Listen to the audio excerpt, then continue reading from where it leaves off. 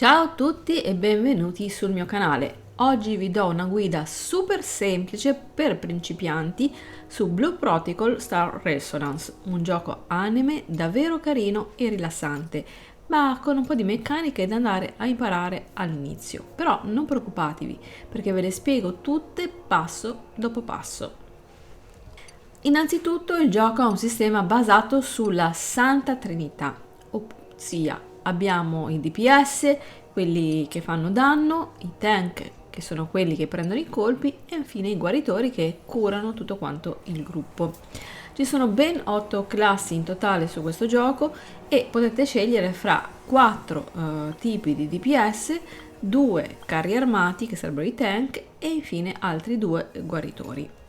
Ovviamente ogni classe ha 2 stili di gioco diversi chiamati subspect e qui inizia a farsi veramente interessante. Ma attenzione, sbloccare tutte le classi è possibile, ma non è consigliato per chi è all'inizio. Meglio sceglierne una sola e concentrarsi su quella. Quindi ragazzi, se volete un aiuto per andare poi a scegliere, metterò altri video proprio per questo.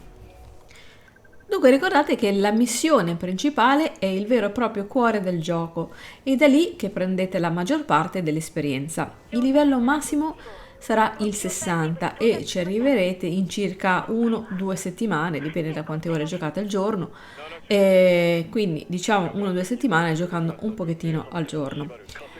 Importante sono i contenuti che si sbloccano lentamente nel tempo.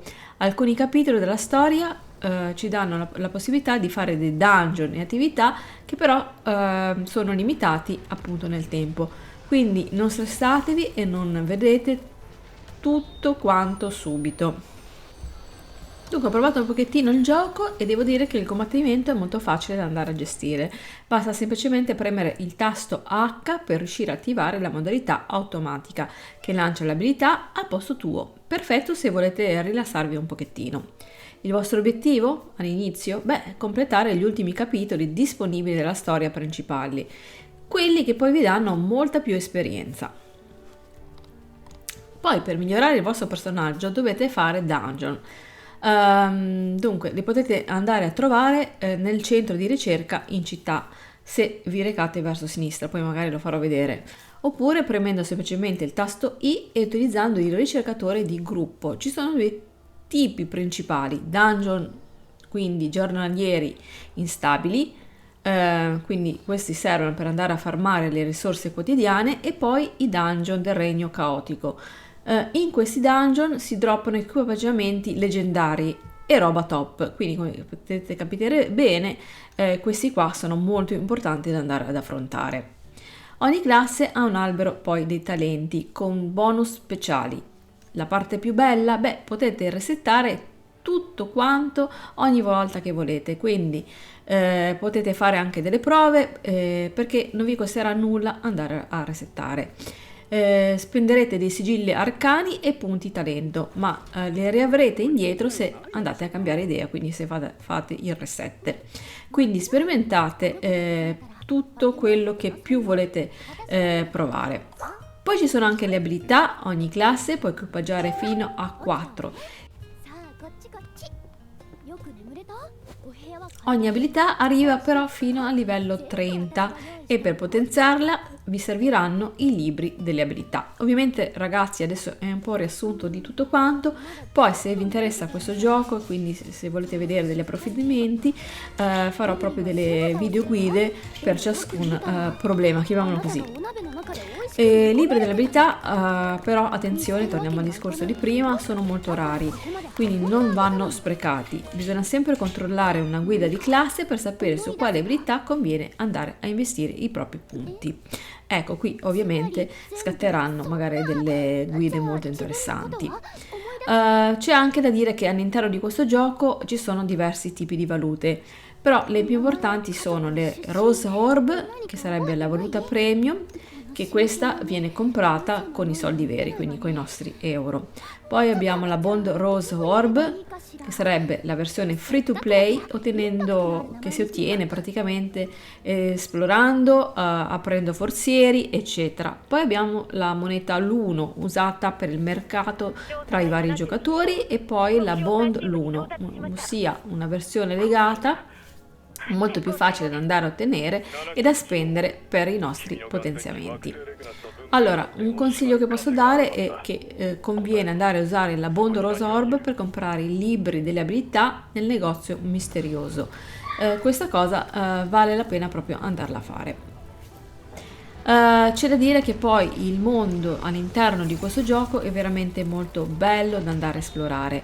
All'inizio potete solo camminare, ma con i vari livelli andrete a sbloccare anche poi i salti multipli fino ad arrivare a 5, poi il volo che va sbloccato all'interno della prima mappa alla città antica, andando a interagire con un fiore gigante, e poi il dash ottenuto in cima a una montagna usando le gallerie del vento. Una volta che avete il volo avrete così la via libera a tutta quanta l'esplorazione.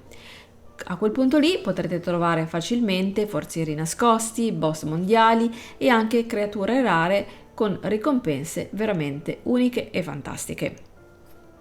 Dunque amici, all'interno di questo gioco possiamo andare ad affrontare anche i boss mondiali che appaiono ogni circa 30-60 minuti, e per sconfiggerli serve però avere una chiave boss. Ne avrete a disposizione 2 al giorno fino a un massimo di 6 accumulate.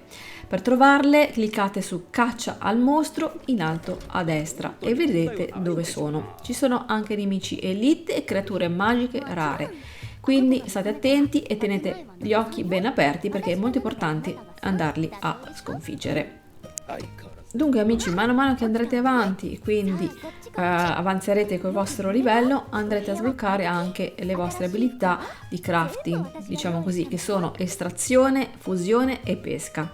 Servono per creare oggetti utili alla progressione dell'equipaggiamento e usano una risorsa chiamata Focus che si rigenera ogni giorno. All'inizio concentratevi su estrazione e fusione per ottenere medaglie essenziali. Dunque c'è da dire che il gioco è completamente gratuito, ma come avrete capito ha delle limitazioni per chi gioca a free to play. Comunque lo vedremo tutto magari nel dettaglio nei prossimi video che andrò a fare. Fatemi sapere qui sotto nei commenti se desiderate vedere qualcosa in particolar modo, e inizieremo poi anche a spiegare un po' come funzionano tutte le classi, in modo che potete scegliere la vostra classe preferita. Abbiamo a disposizione soltanto 3 slot, perché anche se poi andiamo a creare un personaggio e poi lo andiamo a cancellare, se non ricordo male c'è un tempo di ben 6 giorni per poter fare la cancellazione, quindi state ben attenti a scegliere bene la vostra classe, o meglio il vostro personaggio abbinato alla classe giusta. Per oggi terminiamo qui, vi ringrazio come sempre, mi raccomando, se vi interessa questo gioco fatemelo sapere qui sotto nei commenti, mettete un bel like e ci vediamo presto per un altro interessantissimo video. Ciao!